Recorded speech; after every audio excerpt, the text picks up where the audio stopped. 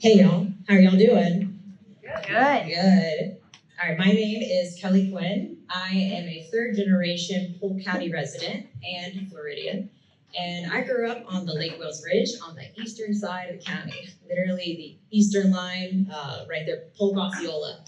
So I grew up in a rural region of the county, and I have seen from when I was young to right now how we have grown so fast, and in some ways we've had some good things come out of that, but in other ways we have seen where we are having our rural areas, our agricultural sector that we depend on for our resilient food source, our aquifer recharge areas, and our wildlife corridor and rural way of life and heritage being destroyed at an amazing pace. And I would like to slow that down.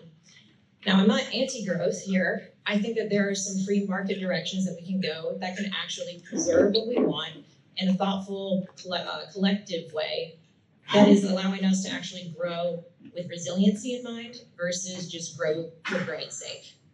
So I'm running for candidacy for Polk County Commissioner District 2, and I look forward to going around and speaking with everybody more and more as the weeks come closer. We have August 18th for our primary voting, and I'm excited to get out there and speak with you all individually and learn your problems, because that's what a civic servant is supposed to do, is take time out of their day and their life to go and learn your problems so we can create policy and thoughtful action at the legislative level. So thank you for your time. As he said, I'm Rick Wilson, Polk County Commissioner of District 2. I am running for my third term. I have been in Polk County and finishing up on my second term and going for my third term. You know, it's been a good trip, what we've done. But first of all, I know a lot of people in this room, and a lot of people don't know me, but I know a lot. Let me tell you a little bit about myself. I was born right here in Bartow, been in Polk County all my life. I am what you would call a good old Polk County boy. I've been married to my wife, Teresa, for 45 years. Well, I'm getting things really time-wise, but 45 years, because she'll kill me.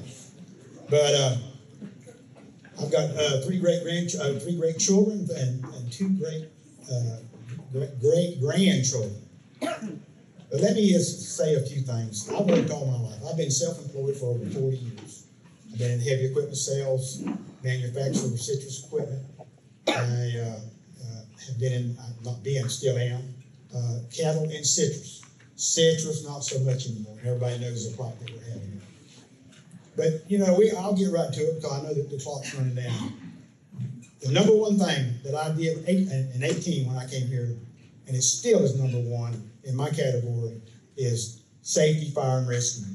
Keeping you safe, keeping everybody safe in this county is the main thing. That is the main thing. Quickly, and on top of that, it makes it real good when you have a sheriff like Grady Judd, and y'all know that. And he does endorse me running in the city. So, but anyway, got a lot of things to do. I've got a lot of hard work to do, and we have been working hard. And he's waving that thing at me like it's going out of style. But you know, it's an honor to be here, and we'll talk some more. And I know y'all got some great questions, and I'll answer them for you. So we'll let you answer first for this one, Rick Wilson. Florida leaders have been discussing eliminating significantly and reducing property taxes. If this happens in November, what impact would it have here in Polk County to be able to fund roads, public safety, parks, and other infrastructure? And what do you support, and what is your recommendation to maintain these services? Well, am I on?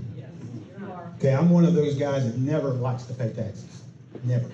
But where I've been sitting for the last 8 years, I've seen what it takes to run a county like this.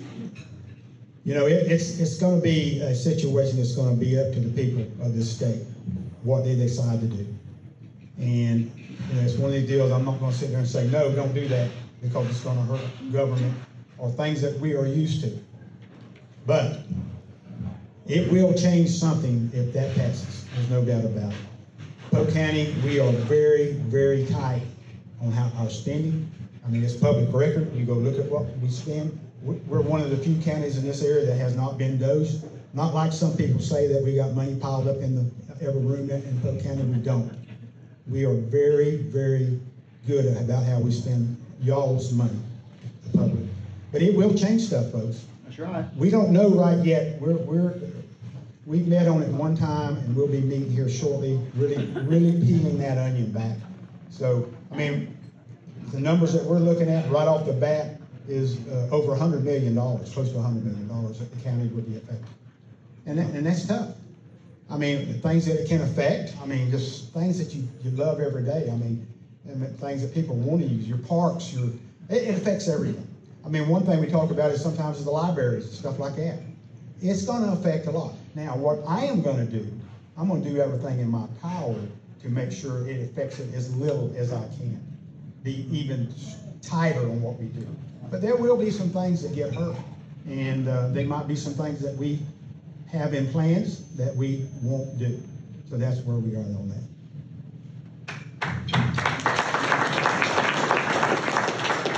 Would you like me to repeat the question? All right, Florida leaders have discussed eliminating and significantly reducing property taxes. If that happens, what impact would this have on the county and the ability to fund our roads, public safety, parks, and other infrastructure, and as well as the funding sources, and how do you support this, and what do you recommend to maintain these services? Thank you. Well, it would definitely impact people's rent for those who aren't homeowners. So it would end up raising. There we go. I didn't want it to start squeaking. So yeah, basically what this would do was affect people who rent enormously more and people who don't own homes. So while I support the idea of working on property taxes, I don't believe that the direction that we've gone at the state level is the one I would pick. However, if that's what we have, we need to start thinking proactively and creatively in our policy and how we're going to be funding different things in case we lose too much money towards our infrastructure. So some of the things I've been thinking about is around the commercial industrial impact fee. Right now, the impact fee structure does not charge for things like green infrastructure for commercials, like commercial industry, manufacturing, that kind of thing. So we could actually implement something that is a green infrastructure impact fee for those large, heavy users, anywhere from a data center or if you have like heavy chemical manufacturing, which we have a lot of that moving here. So there's some creative ways on the commercial sector that we could do better impact fees and structures. Some other ideas is around federal housing grants. Right now, the 21st Century Road to Housing Act, proposed by the Trump administration, would be a really good potential avenue for us to seek grants for. And that would allow for us to actually start to grow thoughtfully and creatively with our different developing policies. Some of that could also include some PDR, TDR programs through development, which would basically be a new free market for exchanging densities between different people. I'll probably get more into that as we go into our next questions. So thank you.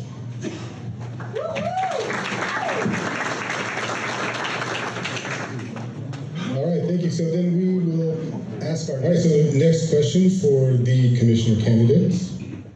Centered around growth, as you all know, Polk County continues to experience rapid population growth and development.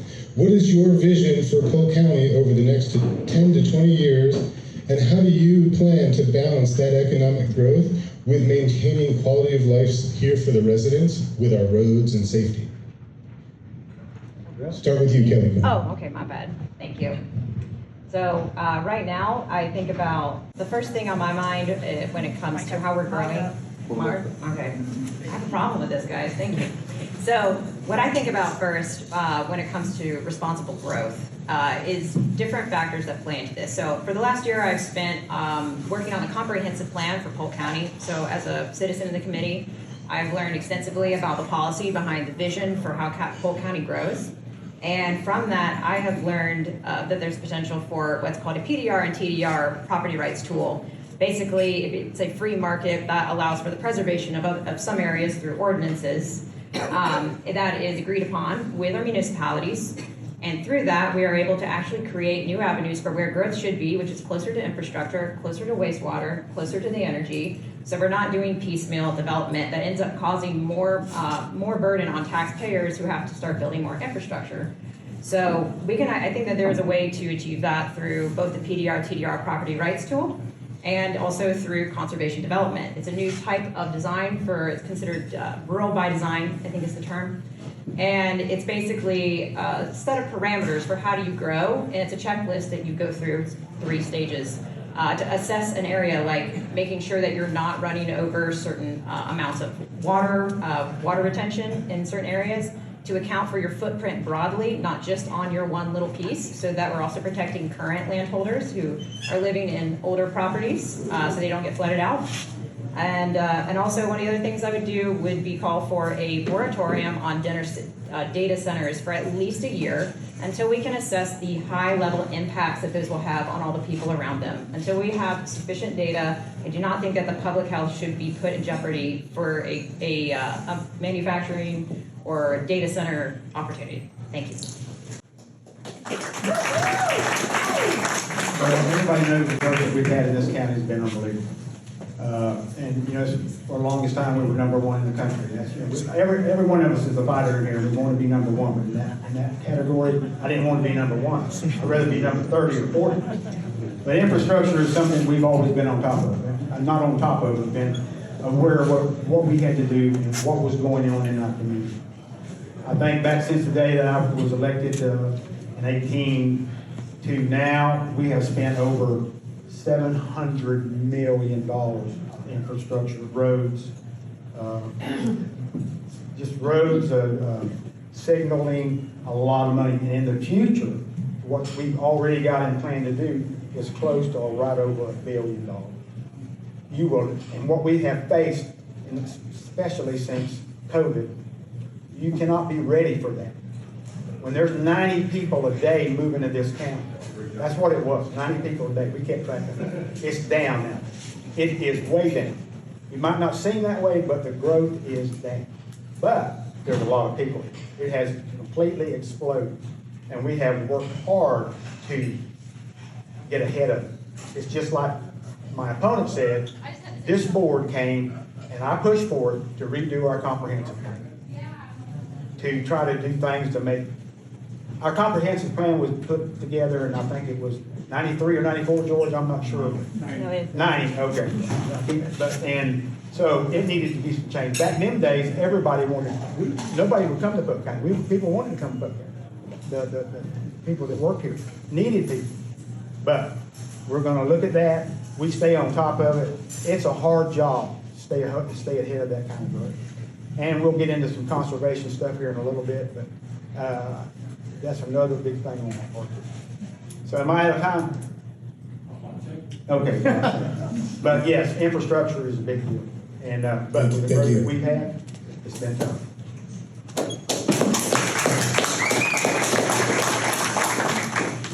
All right, and another question for our county commissioner's seat. Water supply and natural resources. With thousands of new residents, back to growth, moving to Polk County here, concerns have been raised about long-term water availability and environmental impacts.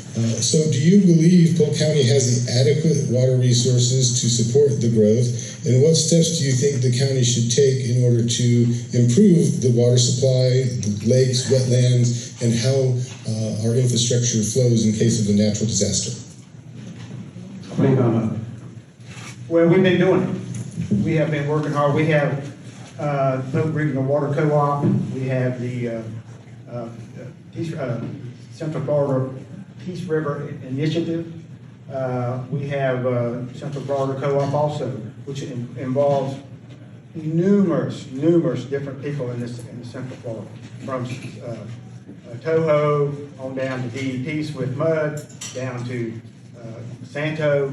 We have been working on it. We have a board for Polk Regional Water Co-op that works with all the cities, not all of them, some of the cities that choose to be in it here in Polk County. It's not a deal that we're not doing it. We are working on it. And with all this comes out, there's a lot of, we've got to figure out how to move water around. We got to know what's going on in this county.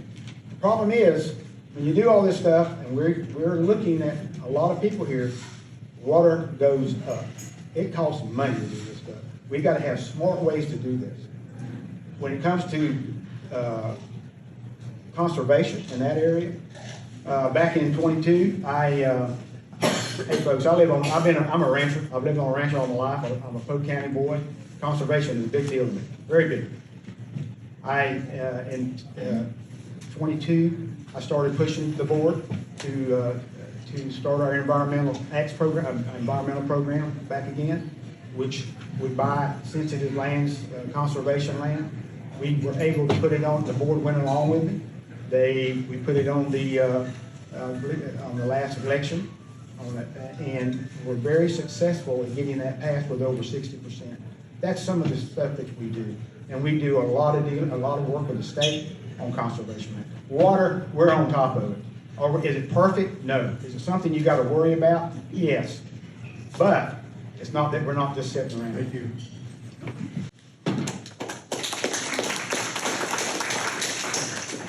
Would you mind asking it again for me, Sure. please? Thank you. Centered around water supply and natural resources, with thousands of new residents moving to Polk County each year, concerns have been raised by the residents about the long-term water availability. Do you believe Polk County has the adequate water resources to support this future growth? And what steps do you think we should take in order to protect our water supply, lakes, wetlands, and improve the infrastructure in case of a natural disaster? Thank you. So I think that we have a couple of options before us, and personally, I do think that we have the water, but I do not agree with the way it's being currently managed. I believe that the PRWC is not a silver bullet. It is actually something that by 2032 will be costing people, ratepayers, $300 a month up to. So that is a huge bill to come down the line for somebody else, which I think needs to be addressed because there's also multiple potential problems there with where we're getting the water from. 2,000 feet down is also where we've had injection wells send toxic materials down in previous years. But I think that there's some more questions that need to be asked around the PRWC so that we aren't accidentally signing people to sign up for something that we don't know what might happen. So instead of something like that, because we do need water, why don't we think about doing better intergovernmental agreements between the counties around us, our neighbors? Because we are providing the water for everybody around us. We are so water rich, we are the origin point for multiple watersheds. And we should be getting paid for that by the other counties that have higher densities, that have bigger cities, and they need this water. They currently get it from us, and we need to be creating agreements with them to do something like a half penny tax. And that'd be something that they can vote on and agree with us because they need water infrastructure just like we do. But currently, we are just allowing our water to be used over there. And there is a relationship there with the Southwest Water Management District that needs to be navigated, yes. But that is doable, and the intergovernmental agreements is something that the counties can do without them. So I think that's something we need to definitely look into. Besides that, with the conservation, my background is in working with the Florida Wildlife Corridor, the geographical corridor, and in conservation throughout the state. I'm an educator, and I analyze data, and I communicate that through graphics and design and public PR communications. So I know where all these areas are in our county, and we need to be protecting them for our aquifer recharge. Thank you. Thank you. Our commissioners, see. Again, centered around growth, many residents believe existing taxpayers absorb the majority of the cost with this rapid development. Who do you think should bear this cost? Is it developers? Is it residents? Where does that, who bears the burden of that rapid growth? Thank you. I mean, I believe growth should be paying for growth, and actually currently they do pay impact fees that do go into the local district. So whenever they're paying impact fees, what it comes down to is how do we, on the commission side, utilize those impact fees to make sure that we're covering the immediate area in which an area is being developed or an immediate development. So I think there could be a little bit more massaging there, where we could focus more of that dollar amount going directly within like a 2 mile radius of specific projects. And then another idea here is high impact commercial and industrial fee structures. I kind of mentioned this earlier. They go hand in hand. Making sure that we are using our fullest extent for ad valorem taxes, especially on hyperscale data centers that are able to offer multi-million dollars to us as a county if we are going to do them at all. So we need to make sure that we're covering that with heavy manufacturing as well as data centers, as well as any kind of a specific chemical manufacturing plants, and protecting the local people around there who've already been living there. Another idea is hitting home on Sentinel Landscapes. So the U.S. Air Force has a program called Sentinel Landscapes, and right now we could be hitting home on that program a little more and expanding their airspace to protect military readiness in Polk County even further. And that would actually help us protect agricultural lands, aquifer recharge, and the corridor, as well as military readiness. And then with that too, we have let me see where it is. Okay, Payment for Ecosystem Services, sorry.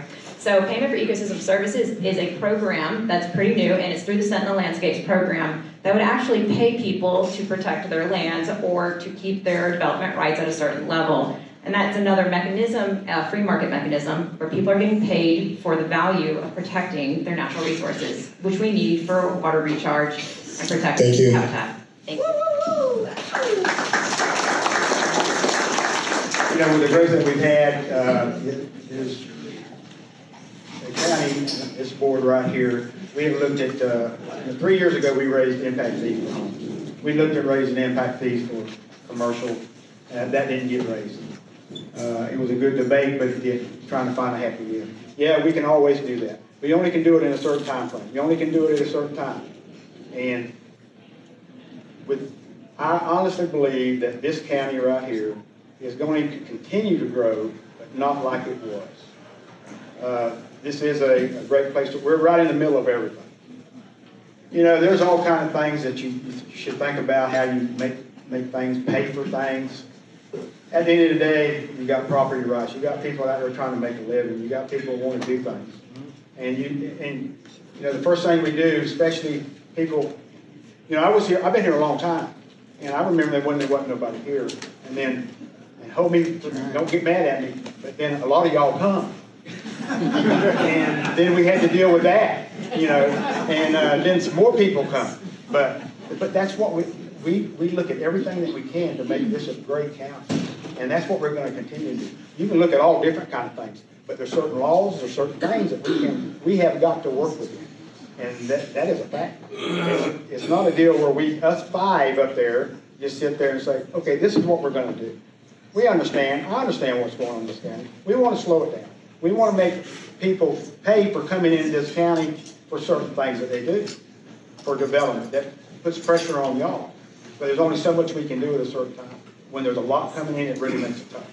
But we're on top of it, and that's what we're going to do, is stay on top of it, and work within the laws and work within the guidelines.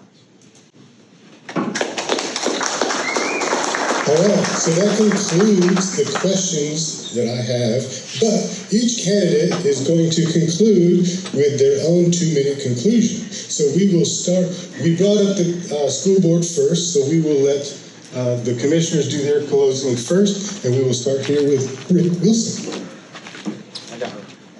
Well, you know, we talked about some things we really haven't hit on much here. We can talk all day long, but you know, I've worked hard all my life. And Polk County's been my home. There's a lot of things that we've done in the past 8 years, and there's a lot of things that I can do the next 4 years. I know how it works. I work good with our delegation, our state representatives, and our senators. I work good with all the people in Polk County or in the city. It's everybody working together to try to make this county better. And I work hard to do that. We've got to keep moving. We've got to face what we're facing. We faced a big growth. I'm not saying we're out of it, but it looks like we're kind of coming down. We might be facing a shortage of tax money. That's a big deal we got to deal with. And you got to have people that understand what's going on within the county and how it works. Polk County's blessed. We have a lot of great people.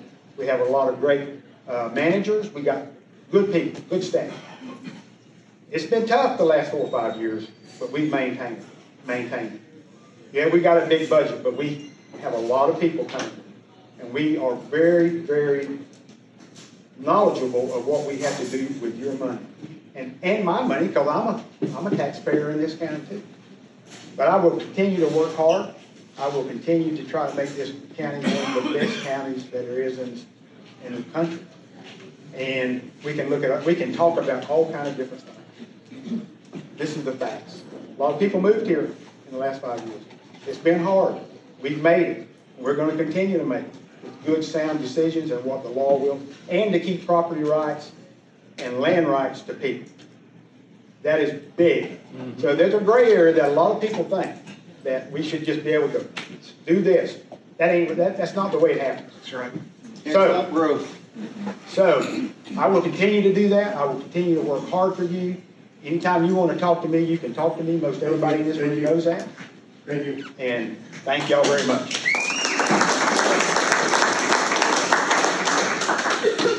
Thank you all for your time today. It's been lovely getting to talk to you, and I can't wait to chat more after. So really the big takeaway for me is that we need to be planning for resiliency for the future. And I bring a creative mindset and an innovative pathway to that. I'm really good at building bridges and making connections. I'm happy to have the hard conversations with anybody in the room. I've been doing it for the last year with all my friends in the committee who are on the building, who represent builders, represent land use attorneys, everything in between. And I've learned so much about how it really functions. So I really do understand today how it is that a county needs to be acting and working together with different players, whether that be municipalities, your fellow counties, or the state, to stay in compliance. That's why the comprehensive plan exists. It is a perpetual agreement that says we will always be planning for growth. And I totally stand by that and understand that. However, I think that we can work within that contract and actually create a better pathway for rural planning so that we design ourselves to be a rural county still, with hubs that are in urban areas that are supported by the infrastructure, the green infrastructure that's created by protecting the rural areas. So thank you so much for your time today. And if you have any questions, feel free to come over to me over here. Thank you.